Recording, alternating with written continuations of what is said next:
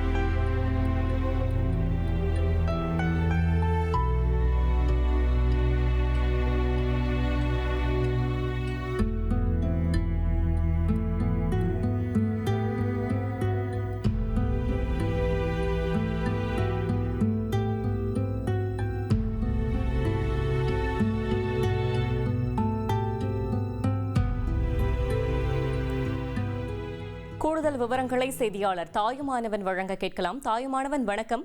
Madan bobbin இறுதி ஊர்வலம் தொடங்கியிருக்கும் நிலையில் அதில் யாரெல்லாம் பங்கேற்றிருக்கிறார்கள்? கள தகவல்களை சொல்லுங்க.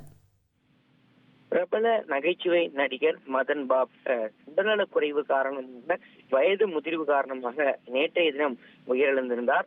அவரது உடலானது திருவான்மையூரில் இருக்கக்கூடிய அவரது இல்லத்துல அஞ்சலிக்காக வைக்கப்பட்டிருந்த நிலையில் பொதுமக்கள் மற்றும் திரைப்பிரபலங்களுடைய அஞ்சலிக்கு பிறகாக தற்போது இறுதி ஊர்வலம் என்பது தொடங்கியிருக்கிறது. 71 வயதான மதன் பாப் உயிரிழந்த நிலையில் ஏராளமான திரைப்பிரபலங்கள் இன்று காலை முதல் மதன் பாப் அஞ்சலி செலுத்தியிருந்தாங்க. குறிப்பா தமிழ், தெலுங்கு, மலையாளம், ஹிந்தி என பல்வேறு மொழிகள்ல நடித்து பிரபலமானவர் மதன் பாப். தமிழ்ல மட்டும் 150க்கும் அதிகமான மொழிகள்ல நடித்திருந்தார். குறிப்பாக அவருடைய முக பாவனைகள், தனித்துவமிக்க சிரிப்பு மிகவும் பிரபலமானது, தனித்துவமானது. அத்தகைய சூழலை தான் சமீபத்துல திரைப்படங்கள் எதிலும் நடிக்காமல் ஓய்வில் இருந்த உண்மையால் பாதிக்கப்பட்டு அதற்காக சிகிச்சை எடுத்து வந்திருந்தார்.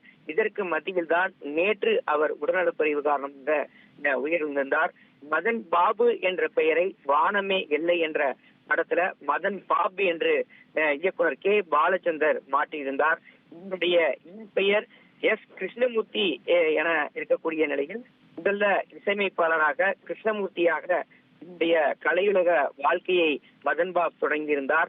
பின்னர் நடிகர், நிகழ்ச்சி தொகுப்பாளர், மிமிக்ரி கலைஞர் என பன்முக திறமைகளை வளர்த்து கொண்டதோடு தமிழ்ல 150க்கும் மேலான படங்கள்ல நகைச்சுவை மற்றும் குணச்சித்திர இடங்கள்ல நடித்து தனக்கென தனி ரசிகர் பட்டாளத்தையும் இந்த நகைச்சுவையில ஒரு மிகப்பெரிய வரவேற்பையும் பெற்றிருந்தார். தமிழ் திரையுலகில முன்னணி நடிகர்கள் அவர் அனைவருடனும் நடித்து புகழ் பெற்றிருந்த மதன் பாப் இந்த வித்தியாசமான சிரிப்பு காரணமாகவே தொடர்ச்சியாக பிரபலமடைந்திருந்தார். குறிப்பாக நீங்கள் கேட்டவை, வானமே எல்லை, தேவர் மகன், ஜாஜ்மல்லி, உடைப்பாளி, திருடா திருடா, மகளிர் மட்டும், நதிலீலாவதி, பூவே உனக்காக, தெனாலி, பிரெண்ட்ஸ், பம்மல் கே சம்பந்தம், மாப்பிள்ளை உள்ளிட்ட பல படங்கள்ல இவர் நகைச்சுவை காட்சிகள் இன்றளவும் பல்வேறு ரசிகர்களாக ரசிக்கப்பட்டு வருகிறது. சென்னை திருவான்மையூரில் இருக்கக்கூடிய இல்லத்துல அவரது உடல் அஞ்சலிக்காக வைக்கப்பட்டிருந்த நிலையில் மதன் பாபுடைய மறைவுக்கு திரையுலக பிரபலங்கள் பலரும் இன்று காலையில அஞ்சலி செலுத்தி வண்ணம் இருந்தாங்க. குறிப்பா இயக்குநர்கள் எஸ்.கே. சந்திரசேகர், அதே போல் கே.எஸ். ரவிக்குமார், பி. வாசு, பாக்கியராஜ் ஆகியோரும், நடிகர்களை பொறுத்தமட்டில் நாசர், எஸ்.வி. சேகர், சந்தான பாரதி உள்ளிட்ட பல்வேறு திரைப்பிரபலங்கள் நேரில் வந்து அஞ்சலி செலுத்தி மதன் பாபுடைய இந்த மறக்க முடியாத தங்களுடைய தருணங்களை வெளிப்படுத்தி இருந்தாங்க. குறிப்பா இவருடைய புதுமையான சிரிப்பு தமிழ் திரையுலகில மிகவும் பேசுபொருளாக, திரையுலகமும் தொலைக்காட்சியும் இழந்த ஒரு பன்முக திறமையாளர் மதன் பாபு எனவும் அவருக்கு இருந்தாங்க. அவரது இழப்பு தமிழ் திரையுலகுக்கும் சின்னத்திரைக்கும் பெரிய பேரிழப்பாகும் என பல நடிகர்கள், அவரோட பயணித்த நடிகர்களும் இயக்குநர்களும் தெரிவித்திருந்ததை பார்க்க முடியுது. இதற்கு மத்தியில தான் தற்போது திருவான்மையில் இருக்கக்கூடிய தனது இல்லத்துல மதன் பாபுடைய இல்லத்திலிருந்து அவருடைய தொடங்கி இருக்கிறது. இன்று மாலை 4 மணிக்கு இறுதி ஊர்வலம் தொடங்கும் என முன்னதாக தெரிவிக்கப்பட்ட ஒரு சூழல்ல உறவினர்கள் மற்றும் குடும்பத்தினர் வருகை தந்து தற்போது இறுதி ஊர்வலத்திற்கான பணிகளை மேற்கொண்டு தற்போது இறுதி ஊர்வலத்துல பங்கெடுத்திருக்கிறாங்க. ஏராளமான திரையுலகினர் தற்போது இந்த பங்கெடுத்திருப்பதாக தகவல்கள் வெளியிடப்பட்டிருக்கிறது. குறிப்பாக சொல்ல வேண்டும் என்றால், தொடர்ச்சியாக திரைப்பிரபலங்கள் தங்களுடைய பதிவு செய்த வண்ணம் இருந்தாங்க. ஏராளமான இயக்குநர்கள், நடிகர்கள் வருகை தந்து நேர்ல அஞ்சலி செலுத்தியிருந்தாங்க. குறிப்பாக KS. Ravikumar, B. Vasu, Bhagyaraj, SV. Chandrasekhar உள்ளிட்ட மூத்த முன்னணி இயக்குநர்கள் பலரும் வருகை தந்து தங்களுடைய படத்துல மதன் பாபு எப்படி நடித்தார், எப்படி செயலாற்றினார் என்பது குறித்தெல்லாம் தங்களுடைய தகவல்களையும் வெளிப்படையாக தெரிவித்திருந்தாங்க. அதே போல் நடிகர்கள் பலரும் அஞ்சலி செலுத்தியதை பார்க்க முடியுது. சின்னத்திரை கலைஞர்கள் பலர் அஞ்சலி செலுத்தியிருந்தாங்க. இதற்கு மட்டும்தான் தற்போது இறுதி ஊர்வலம் என்பது தொடங்கியிருக்கிறது. திருவான்மையூர் இல்லத்திலிருந்து தற்போது இறுதி என்பது தொடங்கி இருக்கக்கூடிய ஒரு சூழல்ல எடுத்த சில மணி நிமிடங்கள்ல பெசநகர் மின்மயானத்திற்கு அவருடைய உடலானது எடுத்து செல்லப்பட்டு வருகிறது. தொடர்ந்து பெசநகர் மின்மயானத்துல இறுதி அஞ்சலி செலுத்தப்பட்டு தொடர்ந்து அந்த இறுதி சடங்குகள் செய்யப்பட்டு அவரது உடலானது எரிக்கப்பட இருப்பதாக தகவல்கள் வெளியிடப்பட்டிருக்கிறது.